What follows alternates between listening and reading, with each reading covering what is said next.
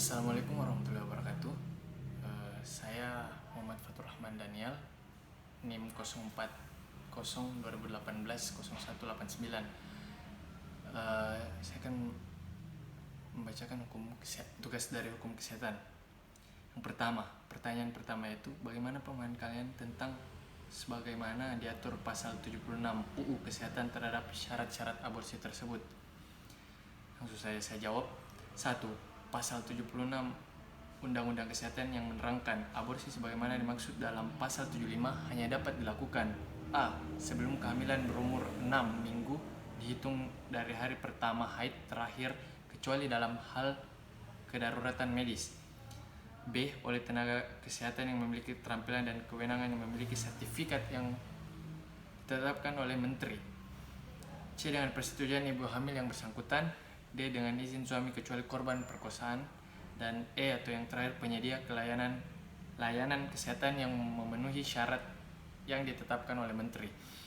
Satu persyaratan yang paling rumit untuk dipenuhi dari ketentuan undang-undang sehingga kerap menjerat korban perkosaan menjadi terpidana adalah ketentuan pasal 76 Undang-Undang Kesehatan huruf A bahwa aborsi hanya dapat dilakukan sebelum kehamilan berumur 6 minggu dihitung dari hari pertama haid terakhir kecuali dalam hal kedaruratan medis. Contohnya seperti kecelakaan. Pada kenyataannya, banyak korban pemeriksaan tidak tahu kalau mereka sedang hamil, lebih-lebih anak di bawah umur yang masih buta kesehatan reproduksi. Akibat akses informasi yang terbatas dan kuatnya tabu untuk membicarakan hal itu secara terbuka, biasanya kehamilan baru diketahui oleh orang tua saat ada perubahan bentuk badan dan biasanya itu baru kelihatan saat memasuki bulan keempat atau 12 minggu, jauh dari batas yang ditetapkan Undang-Undang Kesehatan yaitu 6 minggu. Inilah yang kerap membuat anak-anak perempuan korban pemerkosaan di penjara karena melakukan aborsi pada umur kehamilan yang melebihi yang tertera pada perundang-undangan. Yang harus kita prioritaskan bagi korban adalah melindunginya, memulihkan kesehatan jiwa fisiknya, yang terutama yaitu jiwa mentalnya, membantunya membangun lagi kehidupannya, memenjarakan korban perkosaan karena melakukan aborsi untuk kandungan yang dipaksakan secara kekerasan terhadapnya dan ia tak menginginkannya serta tak tahu apalagi yang bisa dilakukan adalah jalan tercepat untuk menghancurkan hidup perempuan.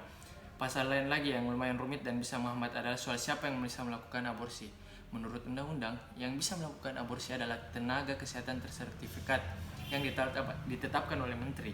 Namun, apakah tenaga kesehatan tersertifikasi ini mudah diakses dan tersedia di seluruh wilayah Indonesia?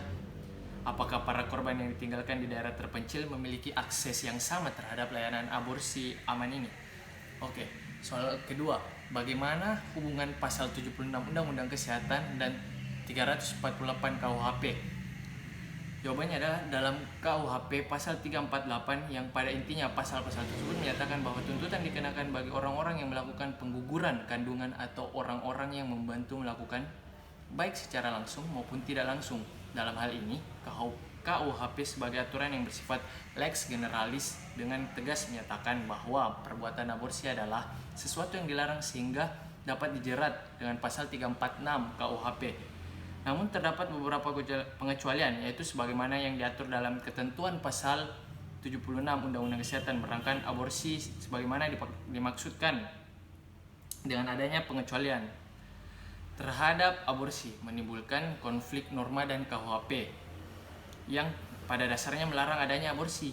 Namun demikian berdasarkan asas lex specialis derogat lege generalis bahwa apabila terjadi pertentangan antara aturan yang khusus dan aturan yang umum, maka yang digunakan adalah aturan yang lebih khusus. Dalam hal ini pengaturan khusus mengenai aborsi adalah Undang-Undang Nomor 36 Tahun 2009 tentang kesehatan. Selanjutnya yaitu bagaimana pemahaman kalian sebagaimana diatur pasal 76 Undang-Undang Kesehatan terhadap syarat aborsi tersebut? Jadi langsung saya jawab lagi. Itu pertanyaan pertama. Lanjut pertanyaan ketiga itu apakah yang kalian pahami dari pasal 229 KUHP? Jadi yang saya pahami dalam pasal 229 KUHP yaitu dalam penerapan pasal 229 KUHP pidana kiranya perlu dibuktikan bahwa perempuan yang mengandung itu betul-betul mengandung, akan tetapi tidak diminta bahwa kandungan itu betul-betul gugur atau mati karena pengobatan ataupun ketidaksengajaan. Sudah cukup apabila orang itu sengaja mengobati atau mengerjakan perbuatan dan perempuan yang mengandung itu dengan memberitahukan atau menimbul pengharapan bahwa dengan mengobati atau mengerjakan perbuatan itu kehamilan dapat terganggu, gugur, mati, atau hilangnya kandungan tersebut. Jadi yang perlu dibuktikan ialah tentang pemberitahuan atau penimbulan terhadap harapan tersebut. Pertanyaan terakhir yaitu sebutkan 3 macam aborsi. Yang pertama adalah aborsi spontan atau ilmiah, yang kedua adalah aborsi buatan atau sengaja, dan yang ketiga aborsi terapeutik atau medis. Oke, mungkin cukup itu saja yang dari saya. Kurang dalam lebihnya mohon dimaafkan. Wabillahi taufiq wal hidayah. Assalamualaikum warahmatullahi wabarakatuh.